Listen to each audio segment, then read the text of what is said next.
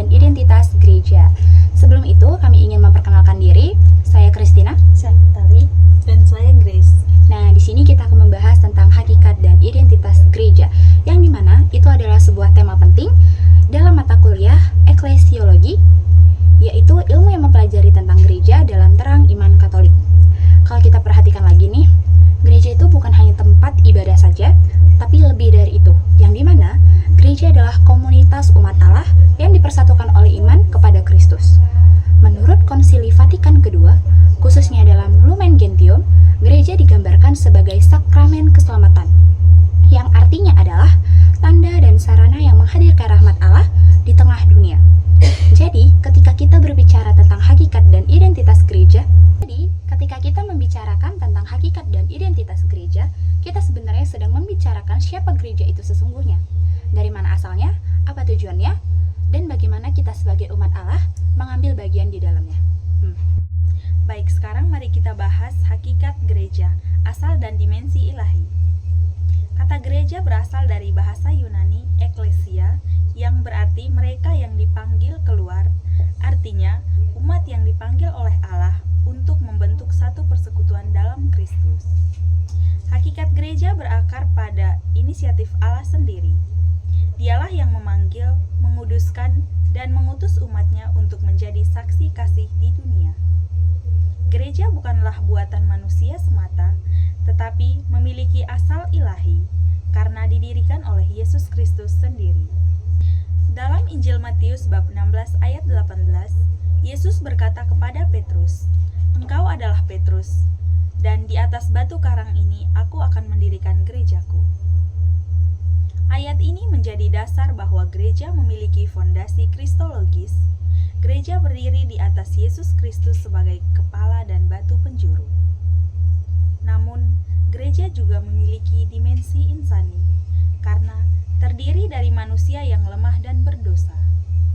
Oleh karena itu, gereja disebut gereja yang kudus, tetapi selalu perlu dimurnikan. Dimensi ilahi membuat gereja suci karena berasal dari Kristus, sedangkan dimensi insani menunjukkan bahwa gereja berjalan di tengah dunia dan dengan segala keterbatasan manusiawi. Kalau kita ibaratkan gereja itu seperti tubuh manusia, Kristus adalah kepala dan kita semua umat beriman adalah anggota tubuhnya. Ini ditegaskan oleh Rasul Paulus dalam 1 Korintus bab 12 ayat 27.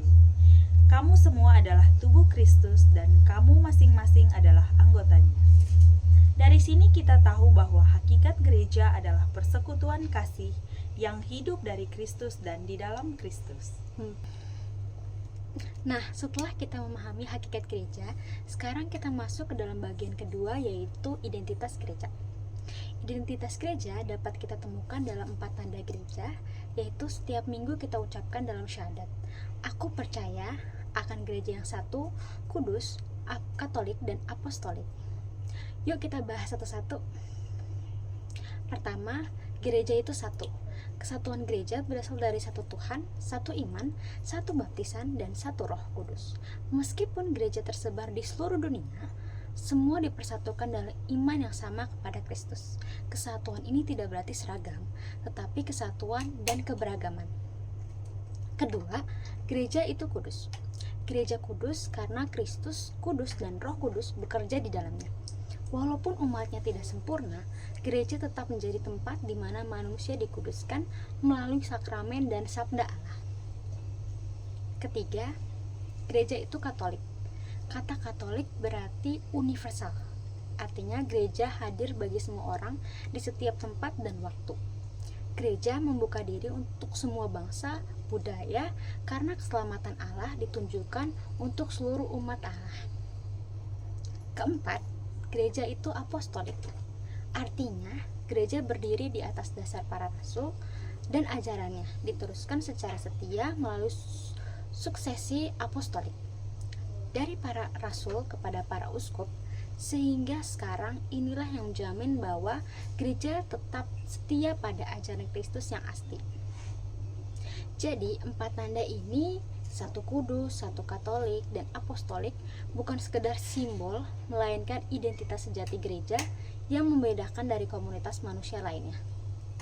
Nah, kalau begitu, apa arti hakikat dan identitas gereja bagi kita sekarang? Sebagai umat Allah, kita dipanggil bukan hanya untuk menjadi bagian dari gereja, tetapi menjadi gereja itu sendiri di tengah dunia. Artinya, hidup kita harus mencerminkan kesatuan, kekudusan, dan kesemangatan, pewartaan yang menjadi ciri gereja. Gereja tidak boleh tertutup pada dirinya sendiri. Lumen Gentium menegaskan bahwa gereja adalah sakramen keselamatan bagi dunia. Jadi, setiap anggota gereja memiliki tugas perutusan untuk membawa kasih Kristus ke tengah masyarakat, di keluarga, kampus, tempat kerja, dan lingkungan sosial. Dengan kata lain, menjadi gereja bukan hanya soal hadir di misa, tapi juga soal menjadi saksi Allah dalam kehidupan sehari-hari. Gereja hidup ketika umatnya hidup dalam kasih, saling menolong, membawa terang di tengah dunia yang gelap. Jadi, melalui pembahasan tadi, kita bisa melihat bahwa hakikat gereja adalah persekutuan umat Allah yang berasal dari panggilan Kristus dan dijiwai oleh Roh Kudus. Sedangkan identitas gereja tampak dalam 4 tanda utama, yaitu 1. Kudus, Katolik, dan Apostolik, yang menunjukkan kesatuan iman, kekudusan hidup, keterbukaan universal, dan kesetiaan pada ajaran Rasul. Sebagai penutup, mari kita merenungkan apakah dalam hidup kita sehari-hari kita sudah mencerminkan hakikat gereja yang hidup penuh dengan Kristus? Apakah kita sudah menjadi tanda kasih Allah bagi dunia?